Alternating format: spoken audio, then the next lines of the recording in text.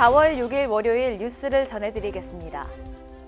가톨릭대학교 은평 성모병원 치과병원 연구팀이 지난 2011년부터 2020년까지 국내 치매 환자 1,445명을 대상으로 임플란트 치료 여부와 구강 건강 지표, 사망률 간의 연관성을 분석한 결과 임플란트군 10.6%, 비임플란트군 15.6%로 임플란트 치료를 받은 환자의 사망률이 더 낮은 것으로 나타났습니다. 특히 잔존 치아수는 평균 23.4개로 비임플란트군 19.7개보다 많았으며 구치부 교합 지지도 역시 더 우수한 경향을 보인 것으로 확인됐습니다. 경기도 치과의사회가 지난달 28일 경치회관 대강당에서 제73차 정기 대의원 총회를 열었습니다. 이번 총회에서는 임경석 부의장이 신임 의장으로 선출됐으며 안산분회 하상윤 대의원이 부의장으로 선임됐습니다. 아울러 회무 및 결산 보고와 감사 보고, 2026년도 사업계획 및 예산안 심의 등 주요 안건이 진행됐습니다. 서울시 치과의사회가 지난달 16일부터 20일까지 간호조무사와 예비 간호조무사를 대상으로 제13차 치과 취업과정을 운영해 총 46명의 수료생을 배출했다고 밝혔습니다. 총 15시간 과정으로 진행된 이번 교육은 서울지부 보조인력특위 위원들의 실무 강연과 선배 간호조무사의 경험 공유를 통해 치과 진료 보조 업무 전반에 대한 실질적인 역량 강화를 도모했습니다. 특히 오스템 임플란트 모델 치과 실습이 포함돼 참가자들의 현장 대응 능력을 높이는 데 기여했습니다. 대한치주과학회가 지난달 27일 서울 한양대학교에서 사랑의 스케일링 10주년 기념식을 열고 장애인 대상 구강보건 사업의 성과와 향후 추진 방향을 논의했습니다.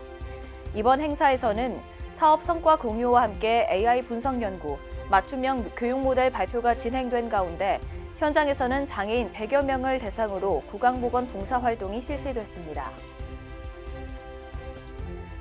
한국성장기 치과교정연구회가 지난달 21일 학술 집담회를 열고 성장기 교정치료 전략에 대해 논의했습니다.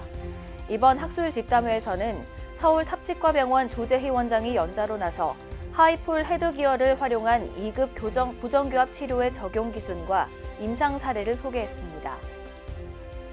대한예방치과 구강보건학회가 지난달 21일 학술 집담회와 정기총회를 열고 구강보건 정책 방향을 모색했습니다.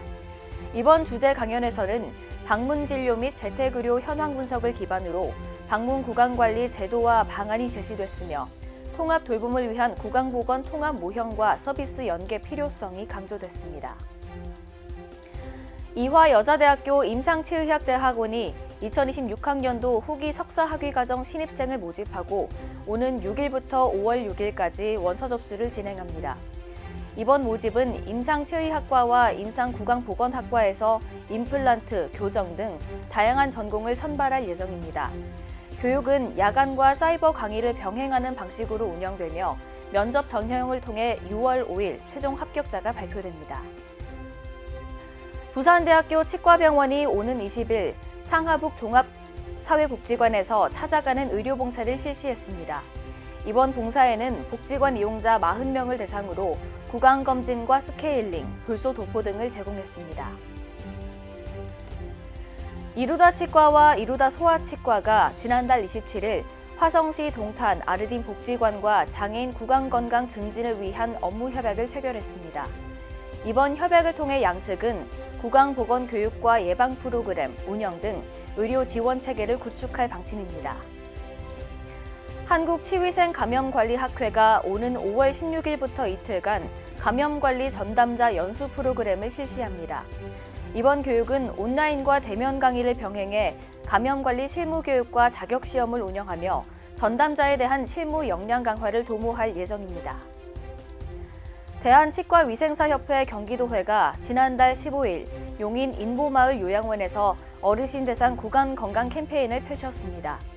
이날 캠페인은 치과의사와 11명의 치과위생사 등이 참여해 구강 상태 평가부터 맞춤형 관리까지 제공하며 참여자들의 구강 건강 증진을 도왔습니다. 보건복지부가 지난달 31일 국민 생활 밀착형 정책인 소소하지만 확실한 혁신 행정 과제 14건을 발표했습니다. 이번 정책에는 급여 가격 공개 방식을 다빈도 중간 최저가로 개편하고 의료 취약지 MRI 기준과 원격 의료 시설 기준을 완화하는 내용이 포함됐습니다. 뉴스는 여러분의 제보를 기다립니다.